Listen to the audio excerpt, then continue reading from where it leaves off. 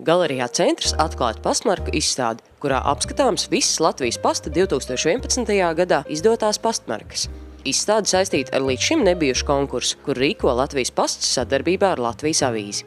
Šajā konkursā ar iedzīvotāju balsojumu palīdzību plānots noskaidrot visskaistāko 2011. gadā Latvijā izdoto pastmarku. Konkursu mums ierosināja organizēt mūsu klienti, filatēlisti, kuriem katram varbūt patīk savu pastmarku, lai varētu izvēlēties to visskaistāko, tad arī ir tapis šāds konkurss.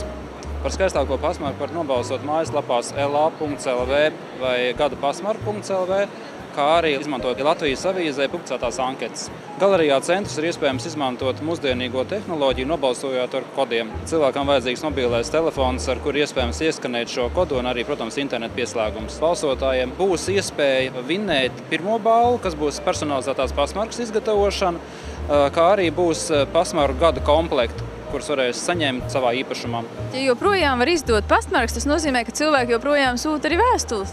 Protams, cilvēki sūta vēstules, viņi labprāt to dara. Mēs pat esam novērojuši tādu kā nelielu renesansi vēstuļu sūtīšanas ziņā, jo daudziem cilvēkiem patīk sūtīt apsveikumus un saņemt šos apsveikumus. Tas ir daudz personīgāk kā saņemt e-pastā vai izziņām. Manuprāt, pagājušā gadā visas markas ir izdevušās. Vienmēr pirms tam ir bijis tā, ka ir ļoti daudz labas, skaistas markas, bet pastmarku krājēji, filatēlisti un dažreiz arī sabiedrība ir pauduši viedokli, ka kāda no pastmarkām ir neizdevusies. Vai nu sava zīmējuma dēļ, vai nu mākslinieciskās izteiksmes dēļ. Cilvēki, sabiedrība, lai arī liekas, ka viņi neskatās, ko viņi līmē virsū, ļoti bieži šī atgriezeniskā saite, šie komentāri ir tiešām pārsteidzoši. Ja man šodien būtu savs jābalso, man vislabāk patīk pagājušā gadā ziedu sērijā izdotā pastmarka rozēm.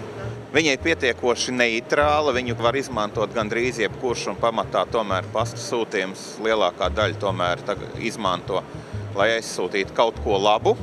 Protams, liela daļa arī, lai aizsūtītu nodokļu deklarācijas un tā tālāk, un rēķinus.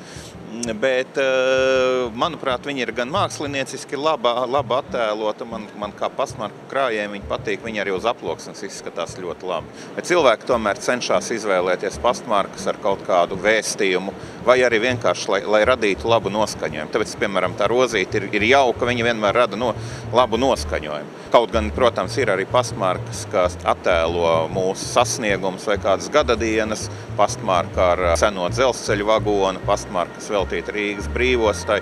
Viņas varētu atkal dot šo vēstījumu, cik mēs esam, kā prezidenta Vīķu teica, vareni un lepni par savu valsti. Ja? Bet tomēr tāds vagoniņš varbūt nerada to labo noskaņu. Tā rozīte un tas trusīts un Ziemassvētku markas, tās rada arī noskaņu. Konkurss par 2011. gada skaistāko pastmarku turpināsies līdz 26. februārim, un tikpat ilgi būs apskatām arī Latvijas pasta 2011. gadā izdoto pastmarku izstādi Galerijā Centrs.